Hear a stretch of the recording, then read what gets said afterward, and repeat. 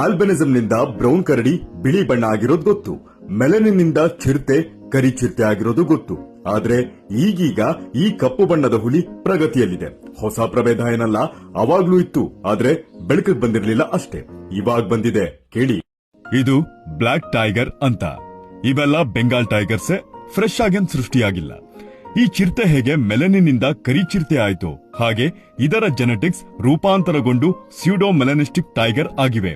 ಪೂರ್ತಿ ಏನಲ್ಲ, ಅಲ್ಲಲ್ಲಿ ಕಪ್ಪು ಪಟ್ಟಿ. ನಮ್ ಕಾಡ್ಗಳಿಗೆ ಜನ ಕಿಕ್ಕಿರಿದು ಹೋಗೋಕೆ ಮುಖ್ಯ ಕಾರಣ ಹುಲಿಗಳನ್ನ ನೋಡೋಕೆ. ಕಾಣ್ದೇ ಇದ್ದಾಗ ನಿಜವಾಗ್ಲೂ ನಮ್ ಕಾಡಲ್ಲಿ ಹುಲಿಗಳಿದ್ಯಾ ಅನ್ನೋ ಅನುಮಾನ ಕೂಡ ಎಷ್ಟೋ ಜನಕ್ಕೆ ಬರುತ್ತೆ. ಅದರಲ್ಲಿ ಇದು ಅಪರೂಪದಲ್ಲೇ ಅಪರೂಪ ಕಾಣೋದು.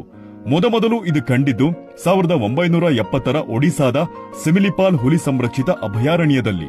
ಅವಾಗ 2 ಹುಲಿಗಳಷ್ಟೇ ಸೈಟ್ ಆಗಿದ್ದು. ಇವಾಗ ನೋಡೋದಾದ್ರೆ 10 ಹುಲಿಗಳಾಗಿದ್ಯಂತೆ. ಅದು ಭಾರತದ ಆ ಕಾಡಲ್ ಮಾತ್ರ. ಈ ಕಪ್ಪು ಹುಲಿಗಳು 1970ರಲ್ಲಿ ಕಂಡಿದ್ರು ಅಧಿಕೃತವಾಗಿ ಹೊರಜಗತ್ತಿಗೆ ಗೊತ್ತಾಗಿದ್ದು 1993ರಲ್ಲಿ ಇದನ್ನ ಬೇಟೆಯಾಡಿ ಕೊಂದಾಗ. ಅದಾದ್ಮೇಲೆ ಇವಾಗ ಪ್ರಪಂಚಕ್ಕೆ ಗೊತ್ತಾಗೋ ಹಾಗಾಯ್ತು. ಇದು ಗುಡ್ ನ್ಯೂಸ್. ಆದ್ರೆ ಈ ಜೆನೆಟಿಕ್ಸ್ ಒಳ್ಳೇದಾ ಕೆಟ್ಟದಾ ಗೊತ್ತಿಲ್ಲ, ನ್ಯೂಟ್ರಲ್ ಅಂತ ಹೇಳ್ತಾರೆ. ಹಾಗಂತ ಅದಕ್ಕೇನ್ ತೊಂದ್ರೆ ಏನಾಗಲ್ವಂತೆ. ಆಗೋದು ಬೇಡ. Save tigers. ಇಷ್ಟ ಮ್ಯಾಟ್ರು, ಬರ್ತೀನಿ, ಬಾಯ್.